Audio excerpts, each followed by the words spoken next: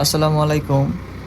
ঘুম থেকে সকাল সকাল উঠার পর শুনলাম যে পাম্পে তেল দিবে এবং পাম্পে কোনো ভিড় নাই। এজন্য আমার গাড়িটি নিয়ে সকাল সকাল বের হলাম।